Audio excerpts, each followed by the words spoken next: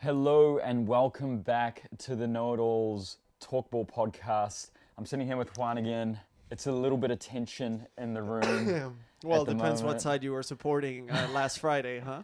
'Cause Well, I mean, I feel- know who I was supporting. Yeah, the only tension I feel is headed towards tomorrow's big game between Thailand and Taiwan.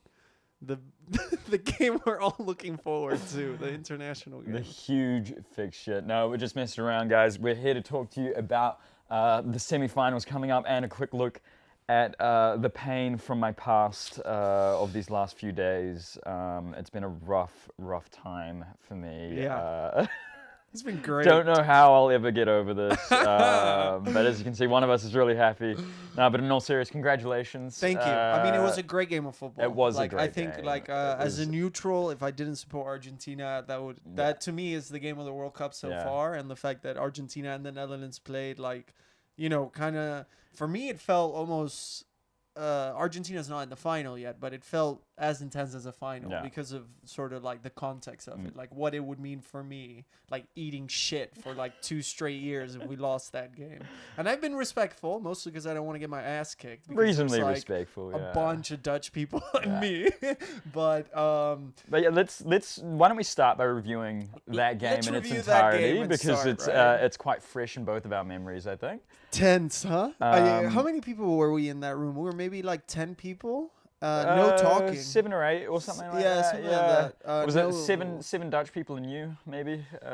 Yeah, because it was 4 of my roommates, yourself, and Alida, and our friend Oscar. So 7 Dutchies, myself, and my girlfriend, who was just there to support me. I don't actually think she supported Argentina. I think she just wanted to make sure I wouldn't die. Yeah, she's German as well. And so, she's you German. know, as what are you well, gonna do? so- exactly. So it was a very quiet game. I don't think anyone talked. There was. I think we talked at halftime, Yeah. and then we screamed, and then we cried. Yeah, I mean, of course, when Argentina scored, like when Messi made that insane assist through to Molina and we scored the 1-0, I went off again, like, Yeah. "Ah!" like Yeah. doing the whole thing, shouting, But I thought personally, up until like minutes after we scored the penalty, basically that put us up 2-0, I thought Argentina were comfortably dominating the game. Oh yeah, we weren't in it. We weren't in it. I think probably until that point or around that point we had the 2 shots though. Yeah, like, one that Bergwijn dragged wide, and the Yeah. second one I don't even remember. I can't. Yeah, exactly. Um, we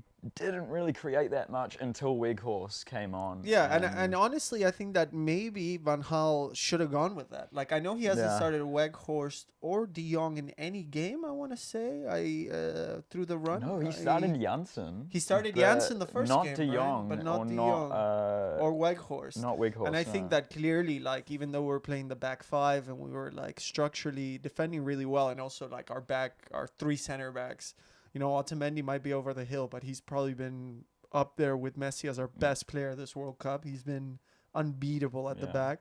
And Lisandro Martinez and Romero are both, like, elite level defenders in the Premier League. Yeah. So it's not like we don't have good defenders, but the size was such a big issue for those guys once Weghorst and De Jong came on. Yeah. And I think also a little bit is to blame on Scaloni and Argentina's coaching, that the fact after we scored the 2-0, the penalty from Messi, I thought we shut shop too early. I felt like if we just kept playing our game, we maybe could have scored another one or at least not conceded 2. Yeah. Because we clearly went fully back, everyone defending. And we let you guys have the ball. And what's the best way to not concede? Well, if you have the ball. Right? Exactly. So, yeah. And the free kick tactic was beautiful. It was amazing. That was nice, huh? Life peaked when that goal went in. For you, I it was- hated myself. Oh, mate, I think we were screaming for 2-3 minutes straight in that room. But I could barely watch it. I remember I was in this position with both my hands over my face and looking at it with like both my eyes open through my fingers. Yeah. And when I saw the pass go, it was like it clicked immediately, like, fuck, we're going to concede. Because our whole wall jumped. We Yeah. all thought they were shooting. yeah. And then the pass was perfect. And then I think extra time, I don't think I talked. Yeah, I don't think I did either. But I think one of the big criticisms that's been leveled against the Dutch team is why, after coming back from 2-0 down, Yeah.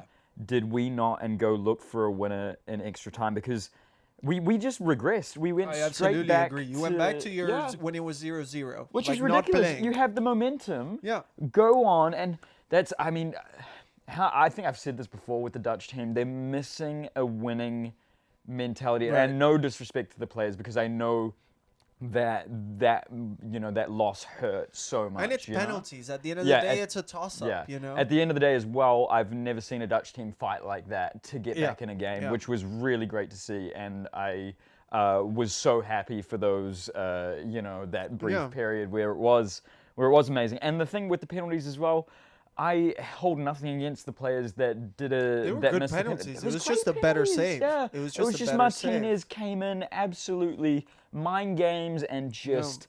So, he's a great goalkeeper as well, great with his hands, and he showed that in the penalty shootout. And if you just compare like the Dutch penalties compared to the other teams that have gone out through penalties, like you guys had the best penalties by far. Like Van Dijk's penalty probably goes in maybe 8 out of 10 times, but Emi Martinez somehow stretches out, pushes it out. Berghuis' penalty was super hard to save. That was going for the side netting, I reckon. Yeah, and he somehow got a wrist to it and managed to parry it out. He had to get... you can see on the slow motion replay, especially of that Berghuis penalty, just how hard it was hit and just how good of a hand Martinez had to get behind it because the ball hits his hand and you can just see his whole hand shake, reverberate from the strike of the ball. Yeah. So yeah, hats off to Martinez, hats off to Argentina in general. It was a spicy game. 17, the most yellow cards Are we going to talk ever. about the refereeing or should we leave that? I mean, I think across all quarterfinals, if you just want to look at the whole thing in general, I thought refereeing, outside of maybe the Portugal-Morocco game, I thought the refereeing there was good, but I thought that the refereeing in the Croatia-Brazil game, that was okay. Actually, I don't really remember much of it, so I guess it must have been good. But the two big games, Argentina-Netherlands, the refereeing was atrocious for both sides. Yeah. And England-France as well, which we're going to talk about later, was also atrocious refereeing. I thought that France got away with so much. They just harassed Saka the whole game. Oh, yeah. Up until the penalty, Not which enough was finally cards given. in Not that enough game. cards compared to Argentina and the Netherlands, at any time someone would even he lost control of the game. He did. He lost complete control of the game. Yeah. But shall we move on to the second game of that day? So Croatia-Brazil, which I thought, so we also watched that one together. I shit you not, I thought we're not going to get a better game than this because that game had everything. That game was fucking... I remember sitting there and I was just like the Brazil fans because I was just in shock as what had just happened because Brazil scored what looked like would be the winning goal at just at the end of the first half of extra time. 104th minute or something like that. Neymar, beautiful goal, by the way. The audacity to go past the player at that moment. Like, he didn't shoot. He looked up, go past the keeper, bam. Yeah. Beautiful And goal. I'm pretty sure our conversations at that point were all about if Neymar wins the World Cup, he's going to be up there with Ronaldo, Messi. It was legacy cementing win for Neymar. Exactly.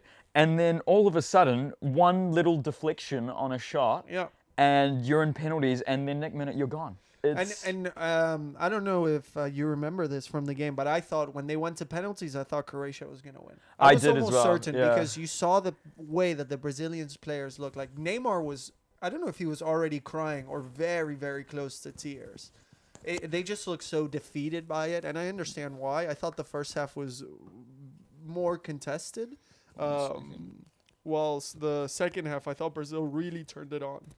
Sorry if everyone's getting feedback on my mic right now. I'm just gonna. There we go. That's better. There we go. But yeah, well, as I was saying, I thought Brazil, like the first half, I thought that was quite tight, and especially what made the difference was that Croatian midfield that's still ticking with Modric. Modric had an amazing game again. And was it Brozovic as well? Brozovic also had a good game. Kovacic played there, and Kovacic did well once he came. I think he came off the bench. Meyer came off the bench. Oh, okay. The next Modric kid, number 7. Okay. But I thought that Croatia were, again, like attacking wise, do they offer anything? No, but they're super hard to break down. And I think at this point, I know Jude Bellingham has been huge, and of course he offers more attacking, so he's more attractive in that sense. But give the young player of the tournament to Gvardiol. He has been insane. Yeah. 20 years old, and to be at that level, like he... Also the goalkeeper in that game? Livavkovic, he's going to take the Golden Glove, I think. Like, I think it's pretty much sealed. It doesn't matter if we... unless we beat them, like, 6-0, which we're not going to. Like, he's One been can dream. huge. both at the penalty shootouts and just in the game in general. Like the amount of times we said another save, another save. Yeah. He was insane. Yeah, he was. He won them that game. Yeah. I don't think there's. And Croatia, a team I had going out of the group stages, are once again in the semifinals. Yeah, I think I said Croatia's a bit over the hill. So did I. I think and, everybody yeah. expected that. I don't think many people saw this team here. And to be fair, it's also not a team that's necessarily impressed to get here. I mean, they won by penalties both times. I don't think they really impressed in 2018 either. No, They made it all the way to no. the final. Yeah, the only thing I can say now is that they've definitely had a harder time to get there. I mean, if Croatia do beat Argentina tomorrow, then they would have had to go through a Japan team that was on fire, a Brazil team which was the favorite, and Argentina, which is the second favorite. So, And if my memory serves me correctly, they did beat you in 2018. 3-0. Well. Yeah. They did. The only thing I have to say is that, sometimes you think about these results, but this one I don't at all because our team is drastically different. Like, the only players that were there were Otamendi, Tagliafico, and Messi. Because we have different keeper. Our back line is basically... Oh, and Di Maria. And Di Maria. Yeah. Di Maria as well. Like, sort of the old guard, but we also had, an older guard still playing there. Like, Mascherano was still in that team. Oh, my God. Higuain, Aguero. These guys that were well past it, especially for the national team. Aguero, don't throw his Not name Aguero. in there. In 2018, he was still firing, but... Should we go on to a little preview of... I guess this is kind of a preview, but shall we do a little score prediction? So what scares me for this game is the midfield battle, because I thought Brazil's midfield could combat against Croatia's, and they were completely ran out of the pitch. Yeah. And... do we have a better midfield than Croatia? No. I don't think Paul McAllister and Enzo Fernandez is a better midfield. But I think that they put in more effort and they run more than Casemiro, perhaps, and Paqueta, who's more open. And honestly, we have Messi in the form of his life, who seems like he wants to just do anything to bring this trophy home. He is dragging you guys through the mud. I mean, another goal and assist last game. Another man of the match. Another man of the match. The assist was ridiculous. Penalty well taken. You could tell that nothing's phasing him this tournament. No, he's seen it all before. He's ready to grab that World Cup and stamp his authority on the greatest player of all time. Yeah, and I think that's basically what's going to carry us. I think the fact that everybody wants Argentina, like everybody in the team, of course, wants to win, but I feel like there's the other motive of I can be in the team that helped Messi win the World Cup. You can tell that these guys play for Messi. Yeah. So, I mean, who's one of the players has got a tattoo of Messi, right? Yeah, it was one of the coaching staff members on his leg. He's got a full face of Messi. But let's hear a score prediction. What do you got? I'm going 2-0 Argentina. That's exactly what I was going to say. I think it's going to be a cagey game. We'll find maybe one in the first half, one in the second. Kind of like what I expected the Netherlands game to go, minus Weghorst. Fair enough. Yeah, I think that's, I'm going to go 2-0 Argentina as well. Yeah, and book us in the final. Yeah. Book us in the final. Book your ticket, mate. Argentina against Morocco. We'll see. Let's go. Speaking about Morocco, let's talk about that 4 o'clock kickoff the next day. A run. I really hope this team goes all the way, and I really hope that they win. I mean, if Argentina wasn't in it, of course the Netherlands would be in it, but I probably would be supporting Morocco as well. Yeah. Because it's also not a team of course it's shocking that an African nation is there, especially the first African nation in the semis. But if you actually look at it, Morocco deserved to be there. They've outplayed everybody they played. So well. I think we've said this already. We've talked about this sort of away from the camera as well. Yeah. Is how impressive they are. And, you've got, I think you told me that, who was it, Rodri said something after after they lost to Morocco, saying they didn't bring anything to the table. They bring the most organized defense I have ever seen. They're super well structured. It's so, you can see exactly the lines on the pitch. They know exactly what role they're meant to be playing. But as soon as they get the ball, they're able to switch the play, and and the thing that makes them also so deadly on the counter, in my opinion, is that you have so many players that are able to beat one player, Yeah, beat one man.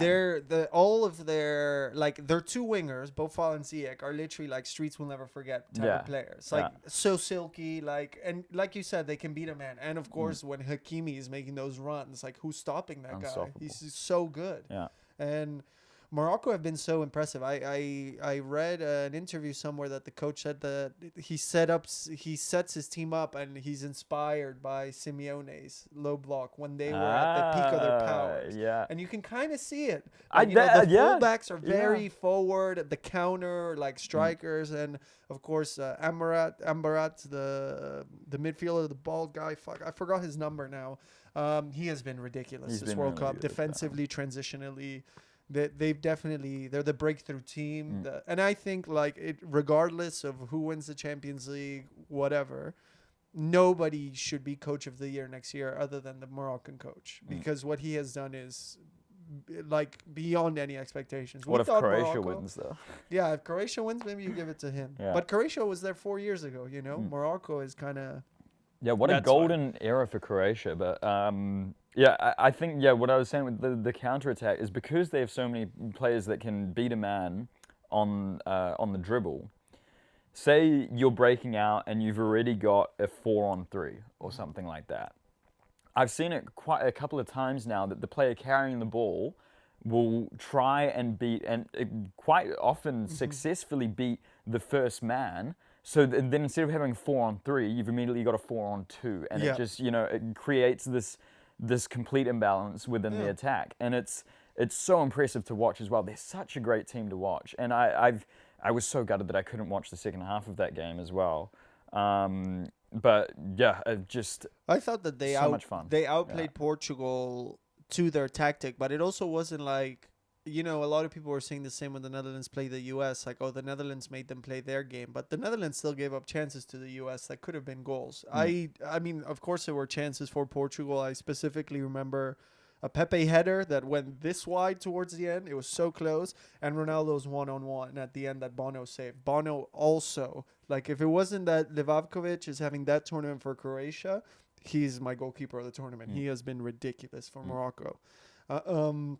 But yeah, I'm super excited to see how they do against France, who I thought were quite lackluster against England. They weren't great, no. I thought they took their chances, but but also, like, if you look at it, okay, the second goal, sure, Giroud, but how many Tchouaméni screamers are you going to count on? Like, that's not something you count on. You can probably count like, if I'm racking my brain here to think about the chances, the Tchouaméni goal. Yeah. Great goal, but it came from nothing. They didn't really have to do anything to create it. No, that's a super like shit. We just conceded a screamer. Like, you can't do anything about a screamer. Like it was such a good, well taken finish from really far out too. I don't think Pickford even expected him to shoot. Like, it was curling away from Pickford. It was an amazing shot. Yeah. An amazing shot.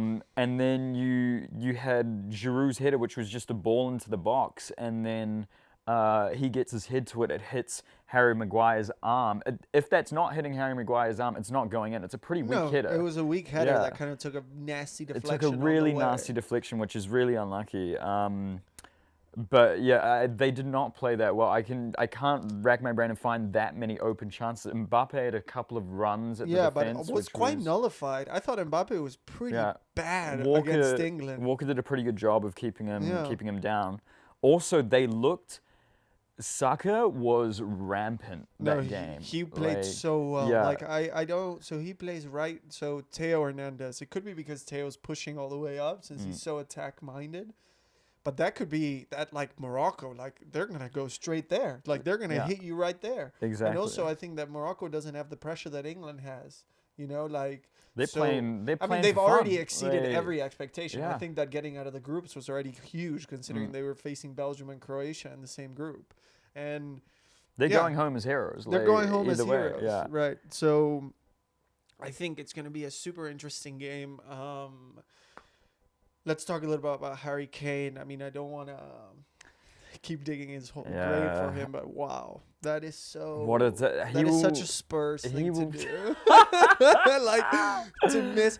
And he's so good at penalties. Like, he's so that's the thing. good at penalties. The whole thing was lighting up. Like, oh, thank God we've got Harry Kane. Oh, You know, I not think even nervous. We have, like, I get nervous when Argentina shoots because I know Messi's not that automatic from the he's penalty not, spot. yeah. But Harry Kane, if his name was Enrique Cane, like, then I wouldn't even care, you know, if he played for Argentina. Yeah, but yeah, it's crazy that he missed it. It really is, because I mean, you expect him to score, and it's not that he had the shot saved; he skied it. He skied it, which is completely, just like, which is brutal. I don't and even know where he was going. and I'm really interested to see how his career recovers from here, because that is the biggest miss of his life. He will never let that down. Yeah, and he's also not got the year. You know, it's not like Saka when he missed in the Euros. Like, he was 18 years old. I He's don't still know got that the Harry's got future another for World him. Cup in him. Like, what, he's 30, right? 30. I think he could go to one more, 34. He could. I mean, unless we really see like a huge step up from some English striker that we don't know. Or a that's, huge drop off. Or a huge drop off from Harry Kane